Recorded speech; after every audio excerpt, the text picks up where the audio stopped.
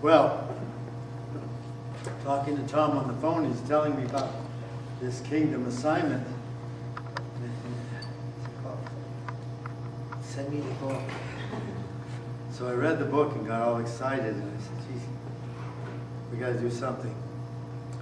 So I thought about it and thought about it. In the meantime, I have to go back a little bit. Bought a car late in October of last year. Loved this car, and a couple of weeks later, I got rear-ended at a stop. I was not a happy camper. Anyway, the police officer said, I'll take care of the addresses and all this stuff that you need to get. Well, he didn't do a very good job, because I tried to get hold of the other party's insurance company and had no luck at all. So I went through my company, and for some reason or other, I didn't have car rental allowance from my own insurance. So in the meantime, I'm still not able to get hold of the other insurance company. And I wasn't about to lay out the money out front for car rental. So at the inconvenience of my wife, she took me here and took me there. We made do. Well, finally, about a month later, I got a call from the insurance agent of the other company, and he asked me to tell me the whole story, which I did. And I said, what about the car rental? He said, well, we don't provide you the car. We're just going to give you some money, so much a day, for a reasonable amount of time. Oh, I said, all right. So we decided we're not going to get a car rental. We'll just take it. So finally, we settled it. Well, he said a fair amount would be a month's work at $35 a day. I said, oh, that's good. So I said, I got thinking about the kingdom assignment. I said, we ought to be able to give at least half of this. And I was thinking about, you all know Harry, we would give, we'd have a tree in the hallway of the church, and people would take names and prepare gifts for kids and so on. She decided what people really needed was fuel money and food money. So ever since then, that's what we've been doing. So we'd raised $3,600 to help people with fuel. The way she would do it, she said, you know, we have so many working poor, and that what she meant by that is they're working, but they're not below the poverty line. They don't qualify for any kind of help, but for one reason or another, they're just not doing too well. And so what she would do is find out where their oil account is. And if they needed like 100 gallons of fuel at $3 a gallon, she would put $200 on their account, and they would come up with the other 100. Pretty good. That way she could leverage a lot of, help a lot of people. So she had helped out a lot of people this way. She said, you know, this was like January, middle of January. She said, can you give me a couple of weeks?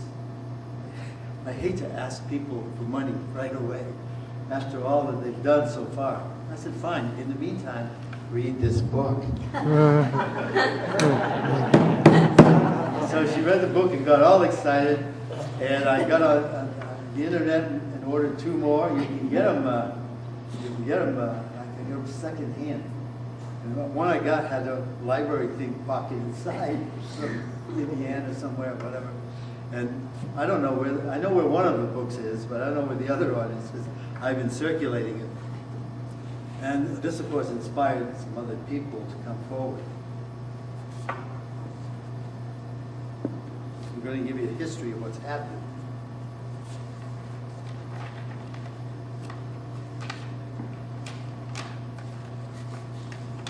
She made a presentation at the conclusion of a church service on the weekend of January 19th and 20th. And that weekend, we collected $3,071.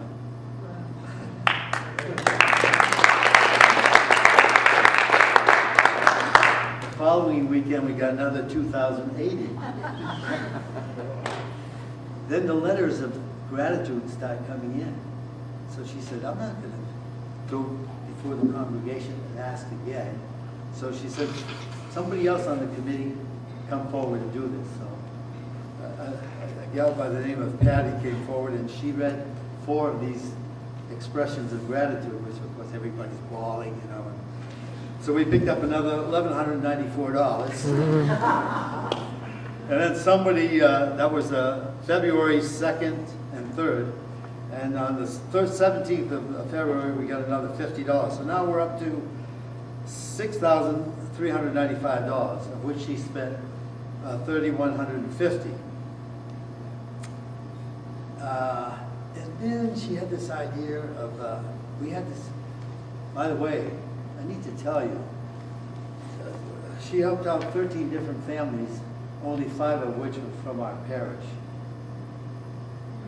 About that, huh? Reaching out to the community.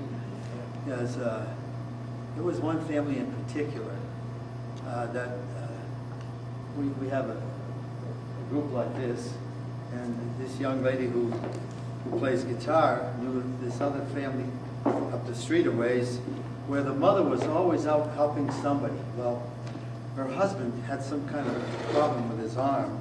They thought he had some kind of cancer or something or other. He was in and out of the hospital since September, not able to work. They were in danger of losing their house. They couldn't qualify for aid. The social agency person said, well, you know, if you sold your house, we could help you with rent. Ugh. What a solution. So they says, no, we're not going to do that. So Gail, this is the name of the gal I'm dealing with, decided to have a chowder, Friday night chowder fundraiser. I raised $1,211, out of which they spent $800 to pay for a mortgage for this family, and a couple of other utility bills that were back along. I think it was $145, something like that. And then somebody came along, and this was an anonymous donation, $1,000. Let's see, now we're up to $8,606. And out of that donation of anonymous donation of $1,000, she made a second mortgage payment for